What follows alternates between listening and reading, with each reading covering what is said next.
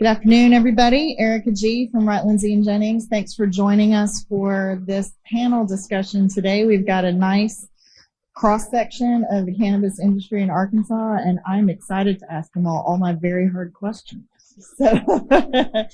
So let's start off by having each of you introduce yourself and tell us what company you're with and what you do. My name is Jeremy Collins. I'm Vice President of Retail for the Enlightened Group. We function as Revolution Global and Enlightened. We have 4 dispensaries here in Arkansas and are picking up cultivation rapidly. Hey everyone, my name's Sarah Owen. I'm the CEO of Ouachita Farms and also Brazos Farms. We're a hemp business. I'm originally from Texas and now live in Wisconsin, but operate the business from there. Also, we just engaged in a joint venture out in New Mexico ahead of the April 1st adult use rollout. Hello, my name is Robert DeBen. I'm the CEO of Natural State Medicinals Cultivation, located in Whitehall. Hi, my name is Matt Shansky. I am the Chief Operating Officer with the ReLeaf Center. We're located in Bentonville, Arkansas, and currently we are primarily a retail front dispensary, but also just recently launched our cultivation operation and just had our second harvest. So we will be pretty soon ramping up some additional in-house products to release from the cultivation side as well. My name is Jay Truelove. I'm the owner and Chief Operating Officer of Osage Creek Cultivation in Berryville, Arkansas, and also owning the dispensary, Osage Creek Dispensary in Fayetteville, Arkansas. All right. Well, I'm going to stick with you for my first question. Are you ready, Mr. Truelove? Go ahead. Okay. Can you tell us a little bit about your current facility and the product lines that Osage is putting out? And then I have a follow-up once we've got that one. Our facility is about 92,000 square feet. It's an indoor grow. And we produce gummies and capsules and various chocolate bars, and come up with a lot of new items that we are very, very excited about coming up very soon. A lot of new strains coming up and a lot of new products. Very excited. So do you have any new products coming up that you want to share with us here today? Give us a little preview, or is it still top secret? Kind of top secret, coming out very soon. I thought if we were you going have to get all a these scoop. guys cover their ears, I'll go ahead and tell you. All right, cool. Well, maybe we'll come back to you then. All right. Well, Matt, you're mostly a dispensary, but if you want to tell us about your cultivation facility, and then we'll come back to this dispensary side. Sure. So we just recently, so I think now we've been operational for about a year. It's a greenhouse style operation. It's about what, 10,000 square feet or so. So a little larger in terms of the limitations that we operate under. With the dispensary license, we are vertically integrated in the sense that we are authorized to cultivate, but there's some limitations in terms of the amount of plants that we're able to grow at any given time, and some specifics related to that matter. So as I mentioned, we recently just completed our second harvest. So just kind of ramping up production at this point, still working on just the nuances of a new facility and really trying to dial in our operations at this point. But we'll be releasing our first ancillary product.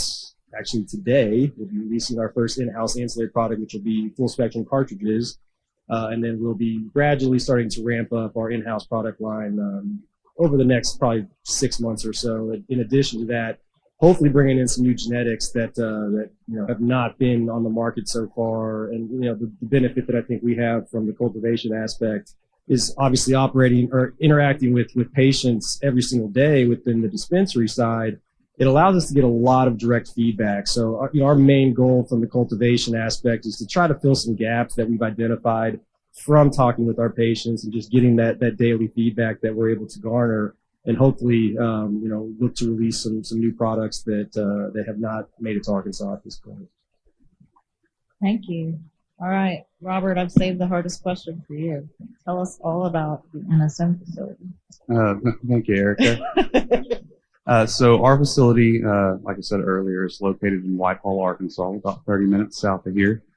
We are a 32,000 square foot indoor grow facility. We built from the ground up about 3 years ago. And currently we have about an 80,000 square foot addition under construction right now.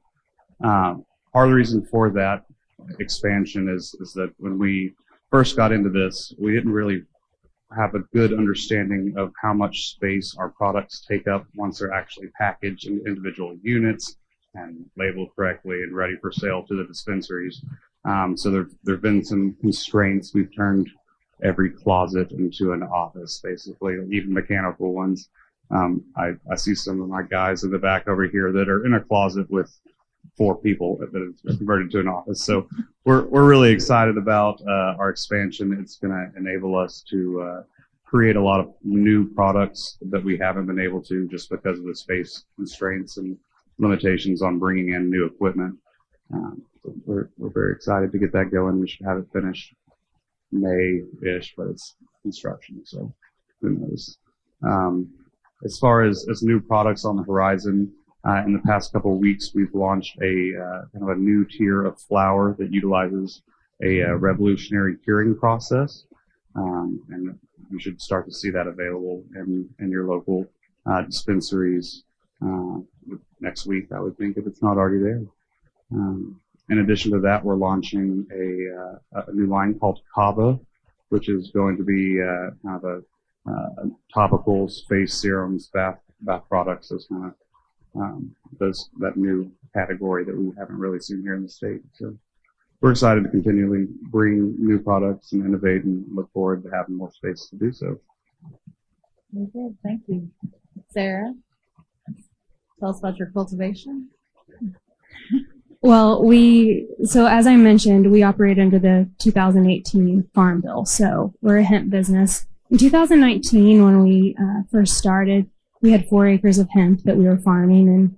And like a lot of folks in the hemp industry, our amount of cultivation went down over time, down to a micro grow indoors.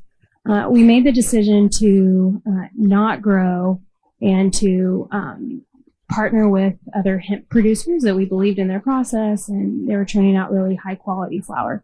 So we bring that flower into our Arkansas facility, and there we have 2 types of extraction. We have bubble hash extraction, and we also have rosin extraction. Both are solventless. So with the rosin press, it's just heat and pressure, and we take rosin out and we put it into all of our products. We also have some facilities down in Texas where we're doing some extraction down there as well. But the grow that is associated with our business is out in New Mexico. That's a grow in preparation for adult use, opening April 1st. That's in a 64,000 square foot building. I mentioned it whenever I was introducing myself, but that's a part of a joint venture that we've engaged in with a team out of Dallas.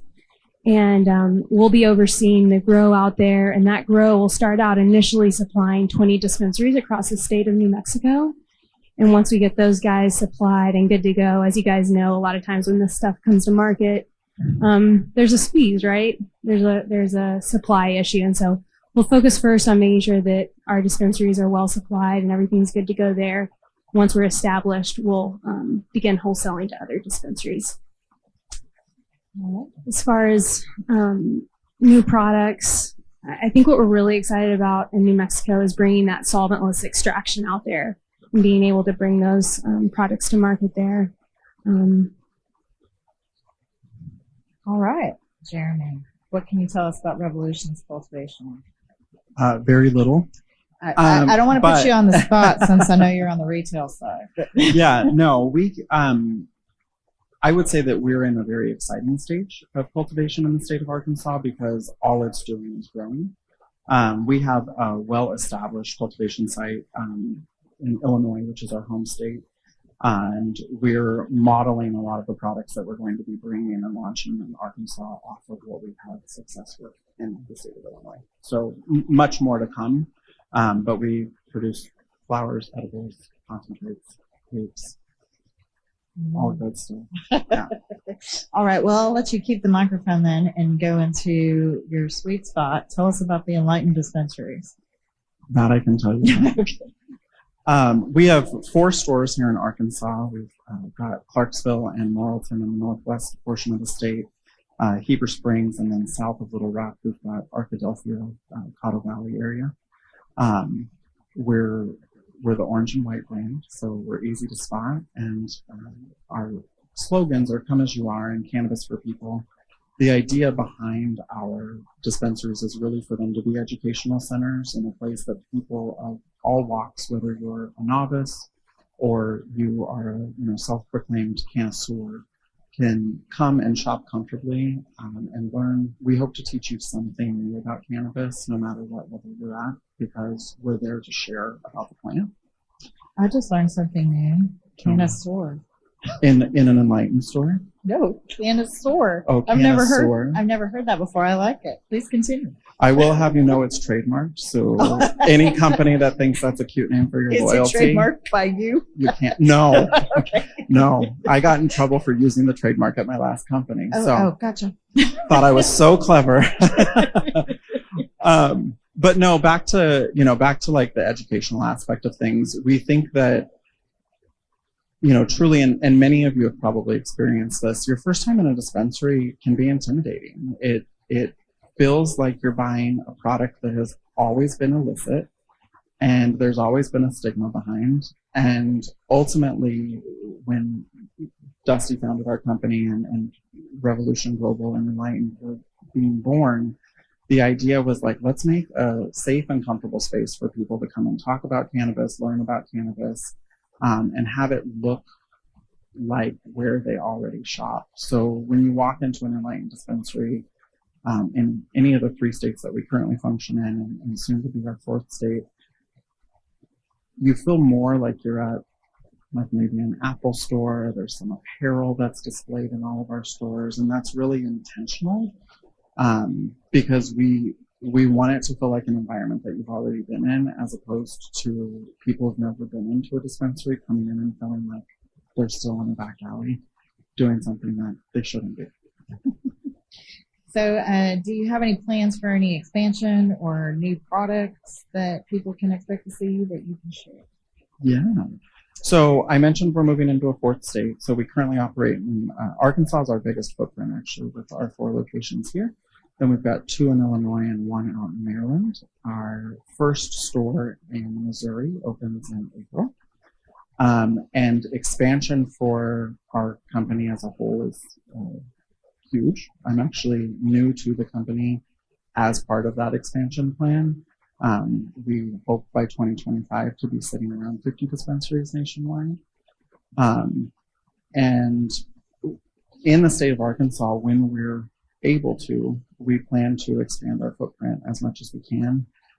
We think that Arkansas is a really important investment particularly because of the need for education in this market, and the fact that we're seeing trends emerge in Arkansas that we've seen in other what we would call less mature states or less mature markets, where we feel like we already have a little bit of expertise to bring to the table.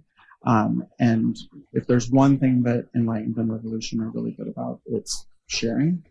That means with who could be considered, the competition, with consumers. The ultimate goal is to advocate for the cannabis industry as a whole, advocate for the program, advocate for the plant. So I think that gives you like an idea of where we're headed for our future.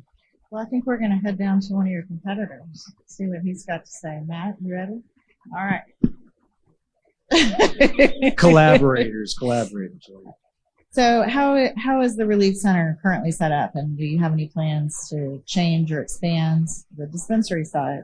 Sure. So, similar story or concept, if you will, from what Jeremy mentioned, but, our entire approach, the entire vision, where all of this started, if you will, was really always derived from a patient-centric experience. And we're really using that word specifically to try to paint a picture. It's really intended when you visit our facility from even down to the aspect of the drive. If anyone in the audience has ever been to our facility, just the drive down McNally Road is where we're located. It's very rural, very picturesque, and then all of a sudden you just kind of, it opens up and there's the big white barn, if you will. So our facility was retroed from what was a barn at one point, and we just designed it from an aspect of, from my personal opinion, I'm a patient. I really tried to create something that was what I would want to see as a patient. Visiting other markets, visiting other dispensaries around the country, really, just never had found an experience that felt comfortable, very similar to what was mentioned. So, that was a very calculated idea. No bars on the windows, open concept when you walk in the door, just wanting it to be very welcoming and just feel like a very normal retail experience, if you will. I hate, personally, as a consumer and patient, visiting other places, I always hated that feeling of looking over my shoulder, even when I know it's in illegal confines, still just having that stigma, if you will, of I'm doing something wrong, as again, it was mentioned. So that was absolutely a calculated step there. In terms of our just overall operation, if you will, we're a one-off dispensary, family-owned and operated. Arkansans, this is me and my family that operate and own this operation, and we live here.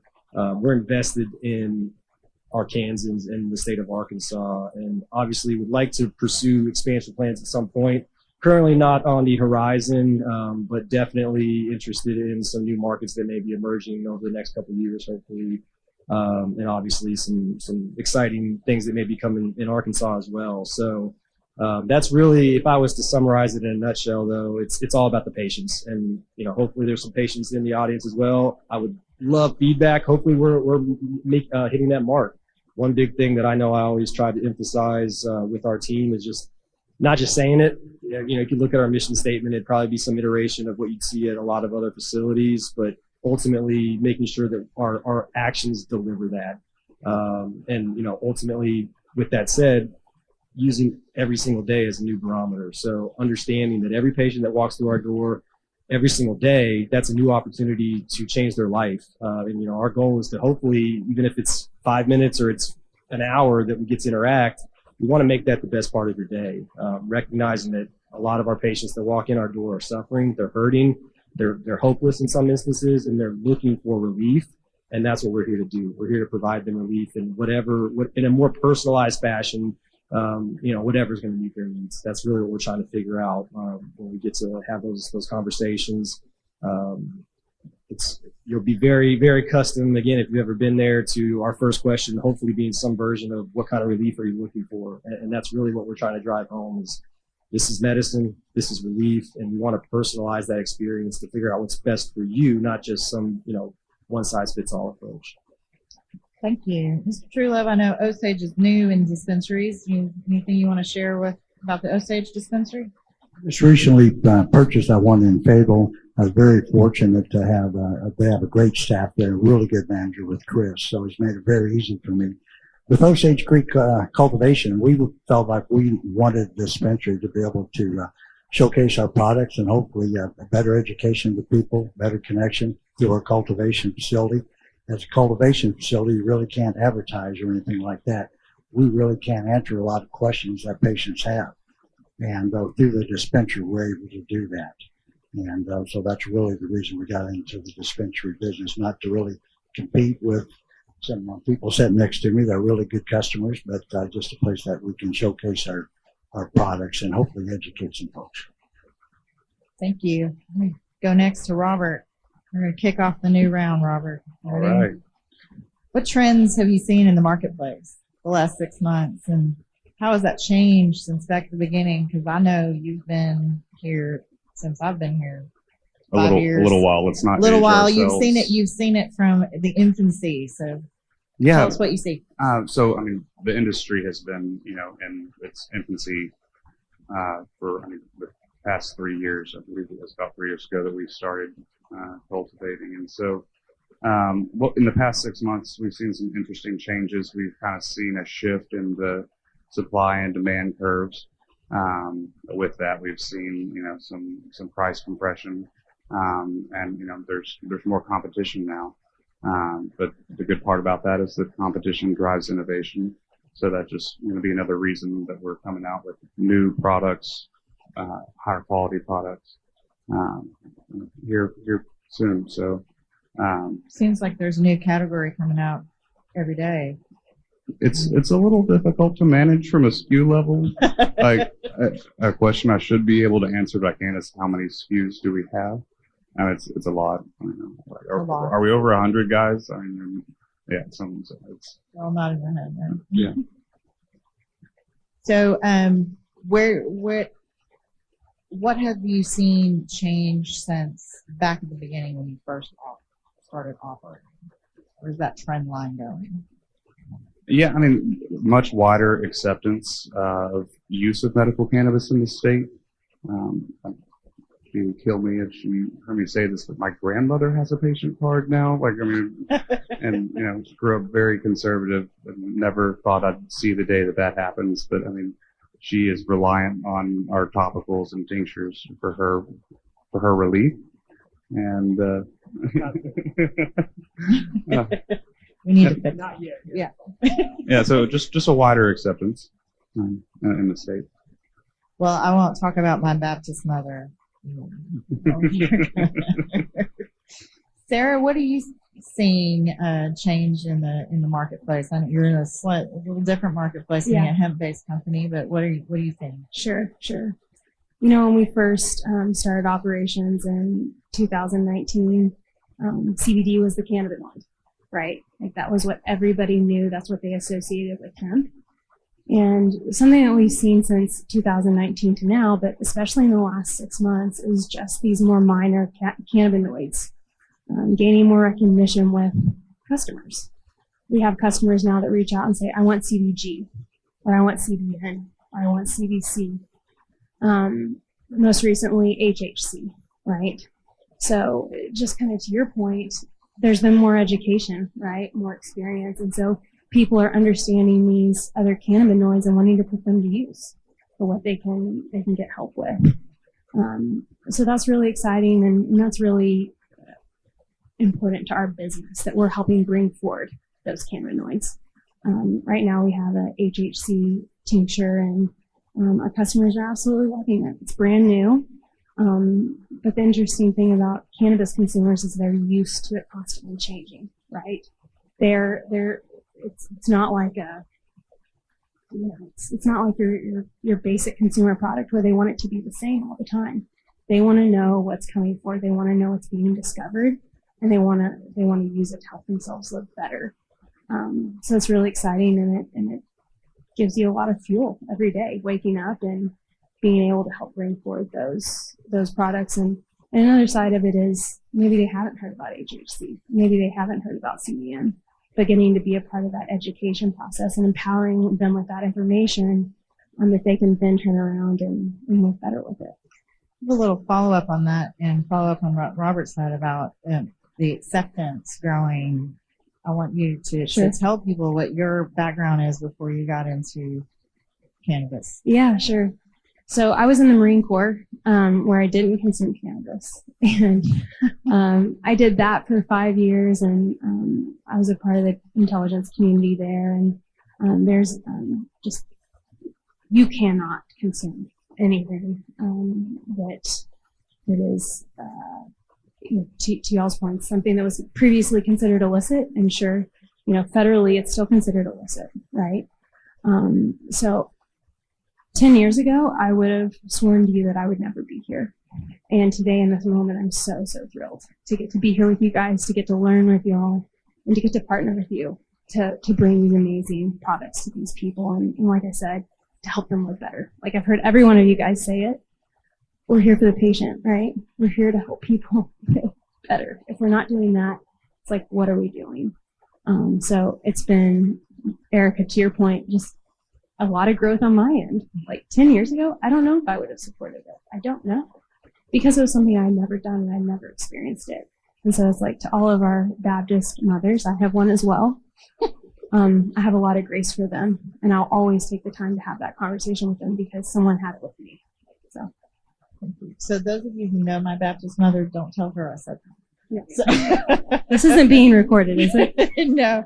So Jeremy, you've got a little different viewpoint on the marketplace out there, coming from a company that's based in Illinois, and I know you previously worked in other parts of the country. So what do you see in the marketplace out there? Yeah, the Illinois market is new to me. I've only been with the company for 2 months, but for a few years prior, I worked for Harvest out of Arizona, which actually had Little Rock House of Cannabis here in Arkansas.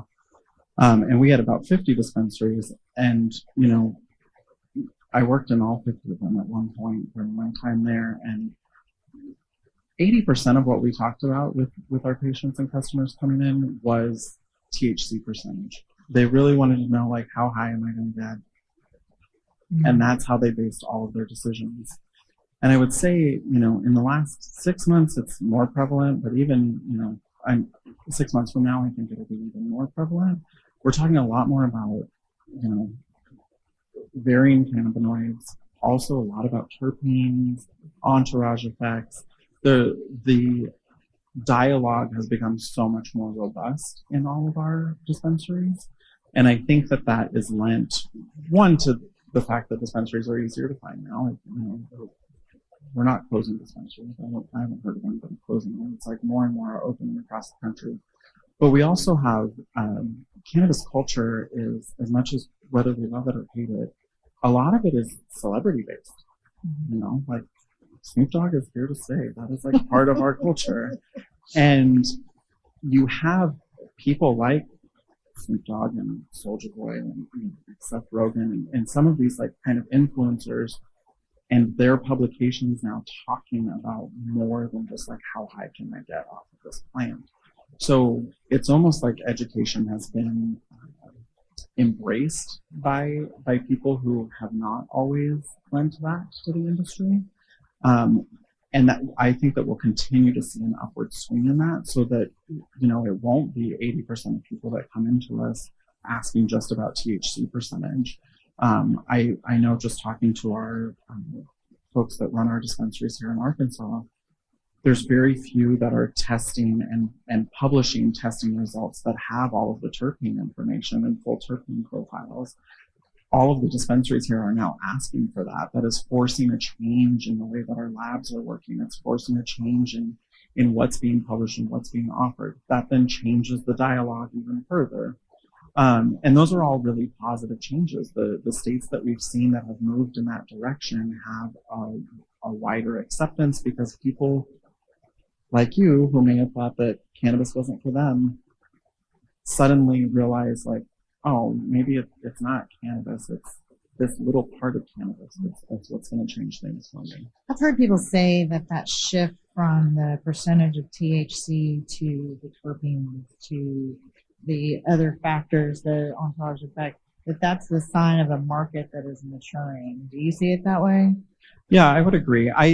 I also think, though, that the culture as a whole is changing because I'm very familiar with the Arizona market. That's the market that I functioned the most amount of my time in. And we consider that a pretty established market.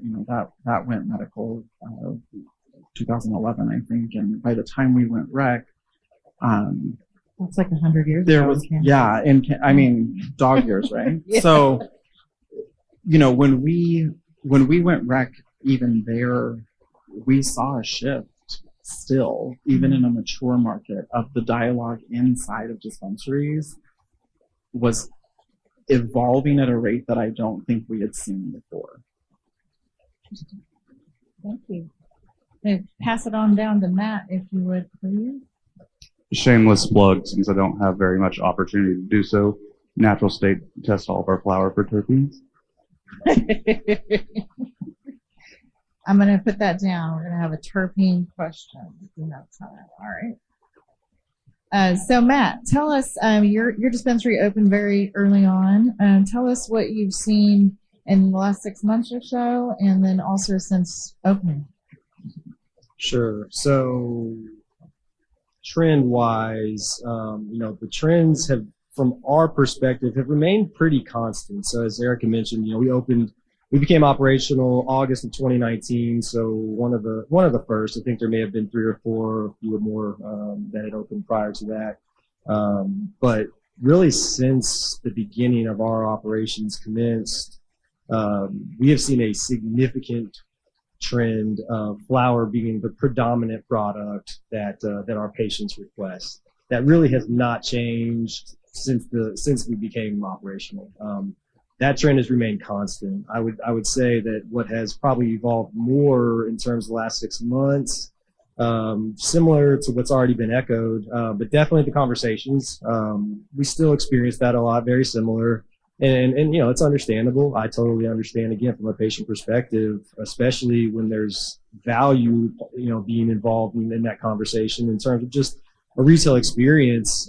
If you've got 2 products sitting on the shelf next to each other, dollar for dollar, the same, and one says 26% and the other says 16%, I totally understand from a consumer standpoint how that barrier is still one that we're continuing to work to not necessarily get past, because I think everything has its place, but just to expand the conversation, as what was mentioned.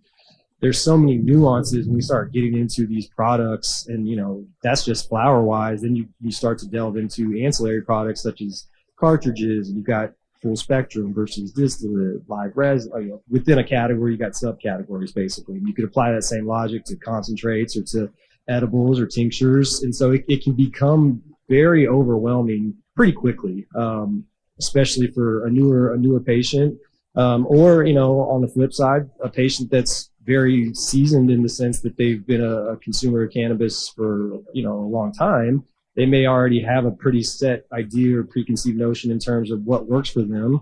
And again, we're not ever going to try to convince you that's wrong. We just want to try to figure out if there's any opportunity to maybe enhance that experience, if you will. Very often, if we have an opportunity to have these conversations, and this, again, to your question of what we've seen trending, more of this being asked of our patient service consultants. More patients coming in and wanting to understand what they're putting into their bodies. Early on, probably not. We did not see that nearly as much. It was definitely more of, I know what I know and I want what I want. And we're definitely seeing that evolve for sure. So our big approach has always been one that's, to a degree, basically give the patient what they want, but if we have an opportunity, show them what they need. Not to say they don't know what they need, but again, they may not even know what there is to know, if that makes sense. There's so many different things out there, and as what you've heard just in this short time, this is evolving every single day. I mean, every week that new products are being released, every single day that new trends are evolving. From an operator aspect, it's challenging to keep up with these trends and to stay educated. So from a patient perspective, I think of myself as, other platforms that I purchase things. I don't take the time a lot of times to research every single thing I'm buying, and we have way more access now, but a lot of times we're just basing it off of recommendations or referrals, or it could be branding, what's pretty packaging, or it could just ultimately come down to price and say, I just have a fixed budget, so I just need as much bang for my buck.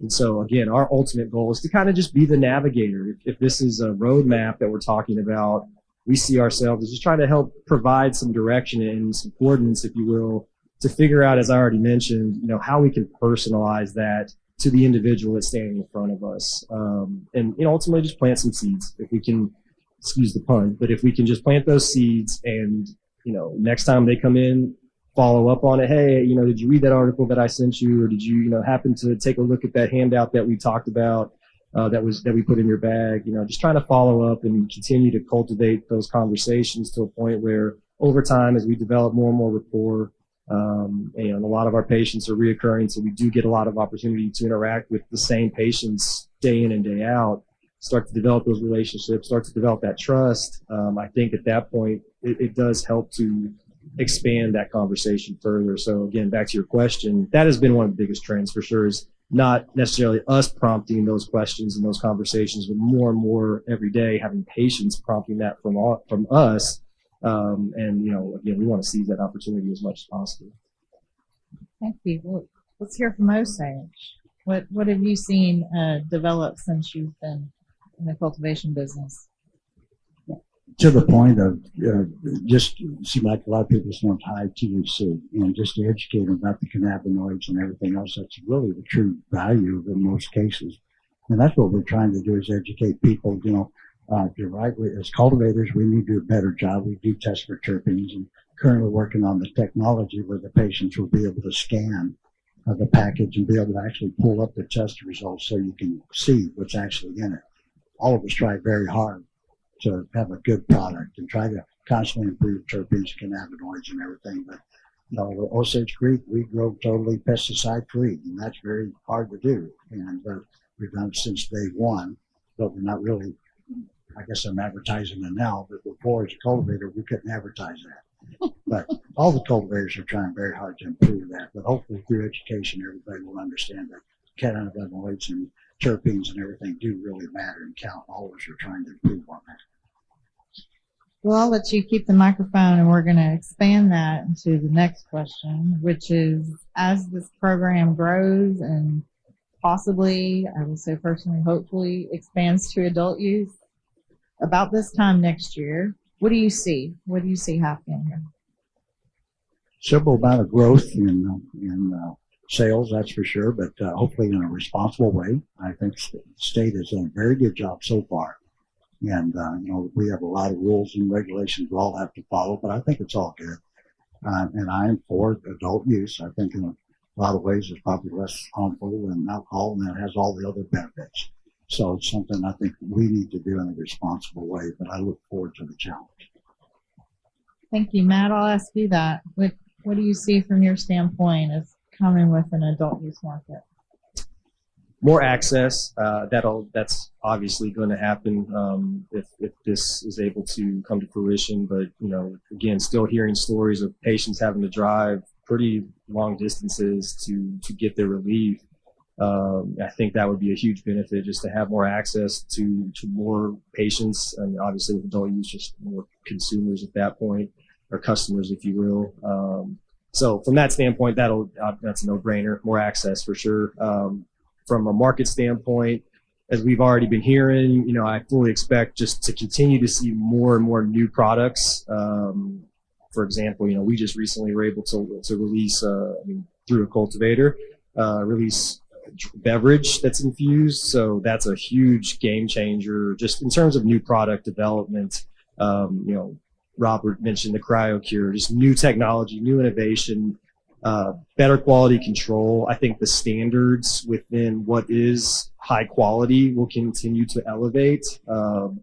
Obviously it's subjective, but we can all agree upon certain metrics that dictate quality. And again, over the kind of following back up to the 6 months trend, over the last 6 months or so, we've been seeing that trend evolving. But I think as adult use hopefully comes to fruition, that'll continue to evolve as well. Just overall quality and the desire for it. Of course, there's always a place for not necessarily lower quality, but potentially lower cost, which sometimes can be influenced by quality.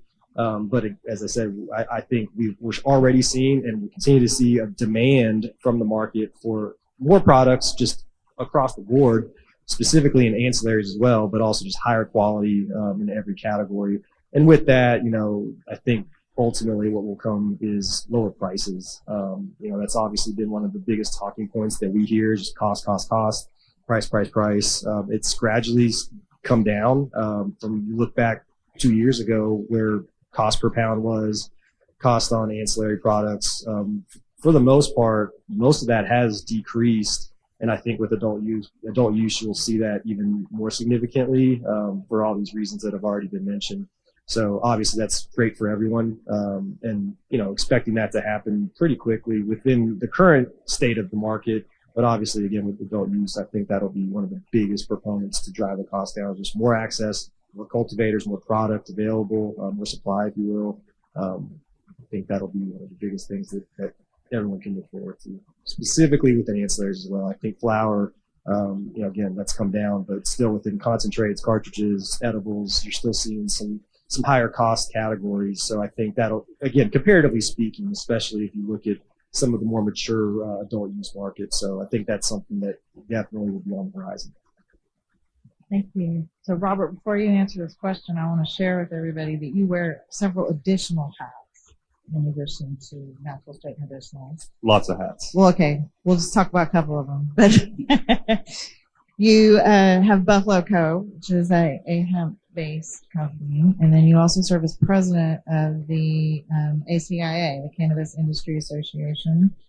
And so I think you've got your own unique perspective to tell us. What do you see happening with an adult use market should that come to pass? When it comes to pass? When it comes to pass. Yeah, thank you. That's a great question. So first of all, there's going to be a lot more opportunity.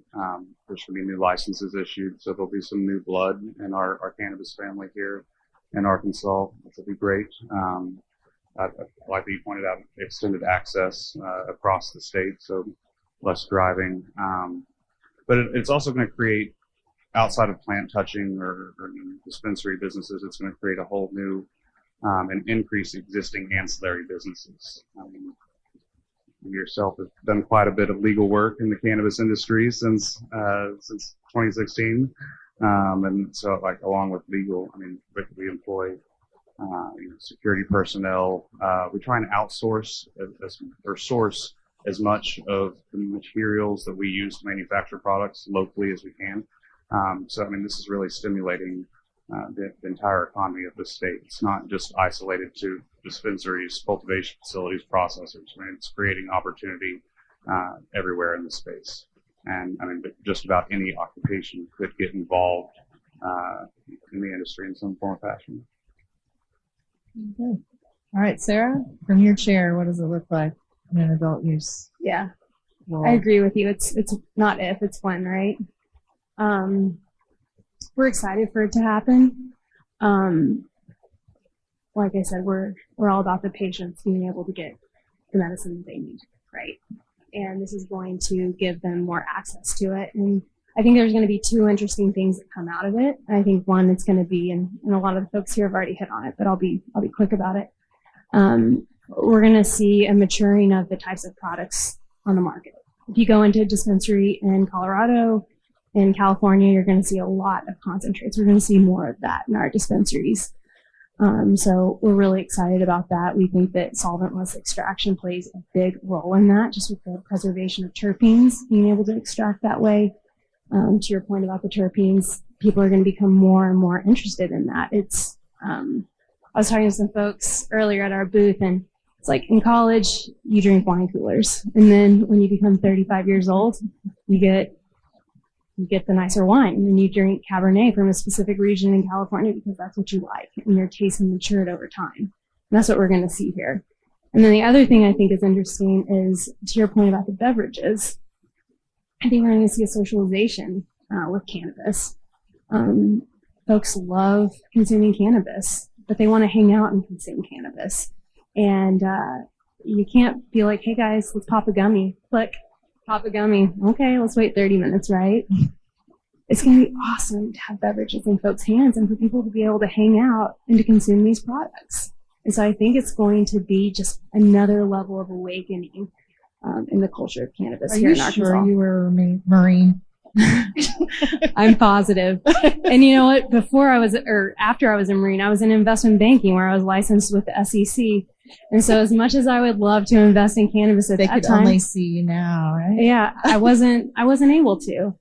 And so yeah, I'm glad to be here and to have all the constraints off me. Free, right? So Jeremy, you've lived in adult use markets for a while. Tell us about what you think will happen here. I feel like it's going to be Groundhog Day because, as the last two have said, it is when. Very few of these have failed in recent history. So if it gets on the ballot, you can feel pretty assured it's going to pass. When it gets on the ballot. From a dispensary standpoint, I would say you're going to have forced operational efficiency because of the amount of traffic that you're going to see increased. So if people that are running a dispensary, and I mean this, if you're an owner or if you are a bud tender, if you're not making every decision today for an adult use market, you're already behind. The way that these stores are designed, the way that you are restocking your shelves, the way that you are placing your orders, the way that you are processing patients in and out of the door, from customer flow to how the product's getting in the bag. If you don't have that down to a science by the time you go adult use, your bell is about to get rung. And we watched that as we launched in Arizona. That was on the ballot in November of 2020. So you're looking at the beginning of November being a yes. We were live by January 22nd of 2021.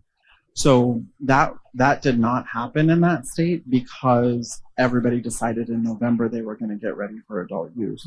They had been running at adult use for years, and that's why it went so smoothly. Product shortages, 4-hour waits at some dispensaries, but people were still able to get their hands on the product right away. We've seen other states do that very poorly. Illinois, for instance, who went into massive product shortages. There was a flower shortage in even in medical markets, we've seen that. Like we had Pennsylvania go without flower for 6 weeks at one point. So that would be kind of like where my mind would go as somebody who runs dispensaries is every decision that you're making now, you should be thinking, is this going to work when we go rep? And if the answer is no, then you probably shouldn't do it. That's good perspective. I have a few more questions, but I want to stop and see if anybody in the audience has a question before I keep going.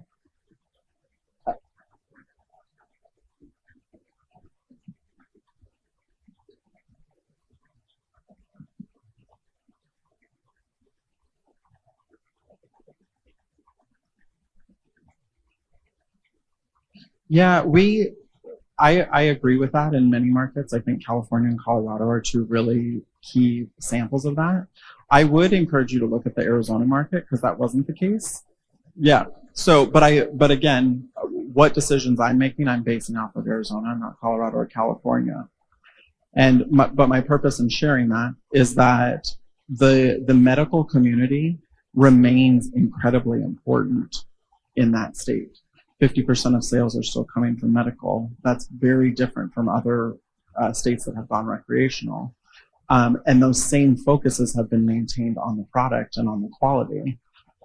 For instance, there are certain strains that we know have certain cannabinoids or terpenes that might not be a super high THC percentage, but it treats something. Those cultivators have not turned their back on those products because it's still driving 50% of their sales. There's a purpose to keep that there.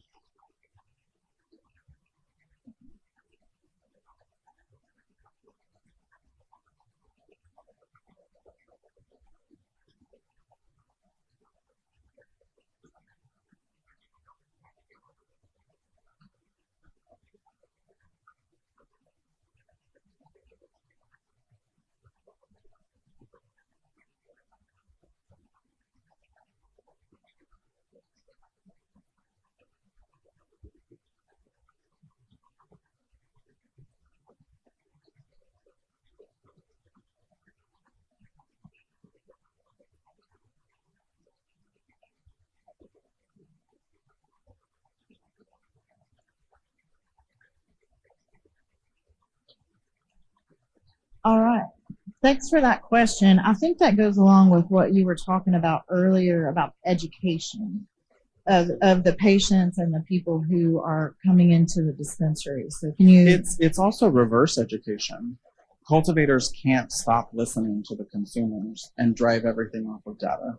And something that cannabis as a whole, and I think everybody would agree, data hasn't existed for the cannabis industry.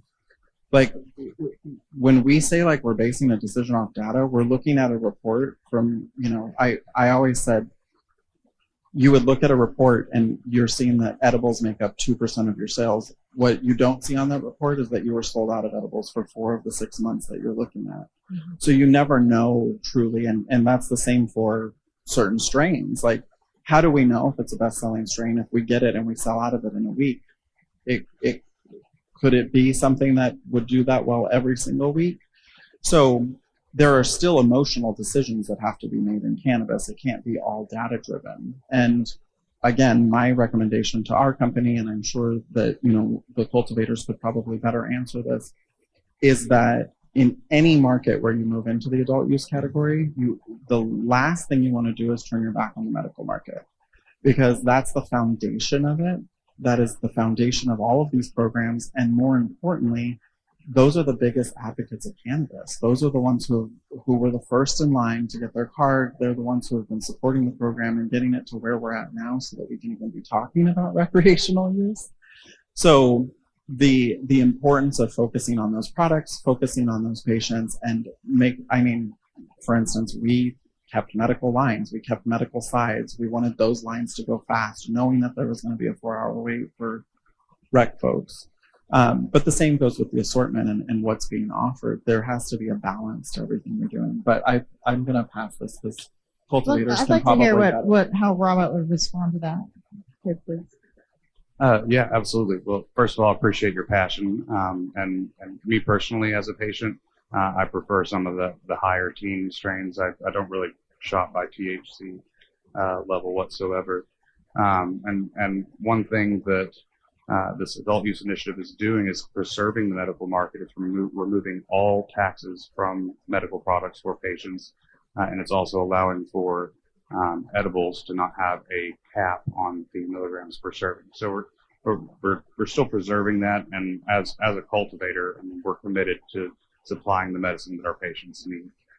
We've been serving the patients here in Arkansas for 3 years now, and we're certainly not going to turn our back on them the day that adult use goes live.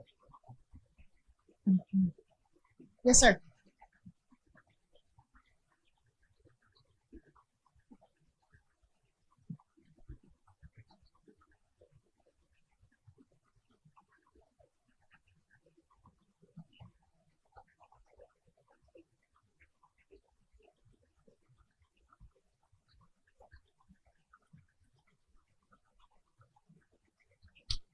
I wouldn't say we have any specific scientific research, and we have been working coincide with the NIH study to help them provide as much data as we can, but we're still a little limited there as far as what we're allowed to do. I certainly think that in the future that's going to play a large role in our business and wanting to advance not only like the technology of cannabis, but also just the general understanding of it and the ability to tie certain strains or profiles of cannabinoids and terpenes to specific disease states. And that's certainly something that we're interested in. The big buzz in the cannabis news in the past couple months was that I guess the Oregon University that discovered that CBDA and CBGA may help to prevent catching COVID. And we're just now starting to see the very beginnings of the research that we can do here.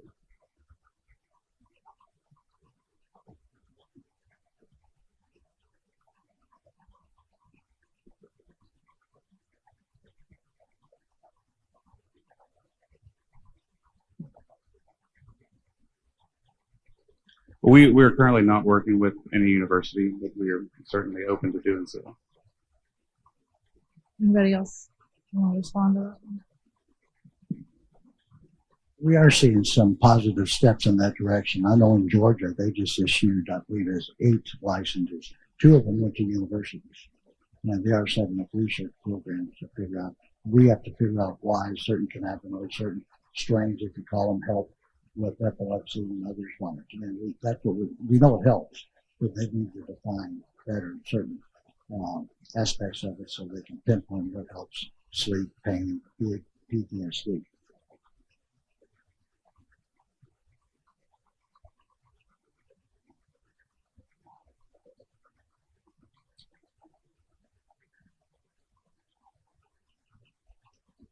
There are some positive movements in that area. Like say Georgia, 2 universities got licensed. They'll be doing it just for research. So we're hopeful we have positive steps in that direction. Anybody else on that one? All right. Anybody else have a question out there? Sorry, the light is like. All right. I don't see any.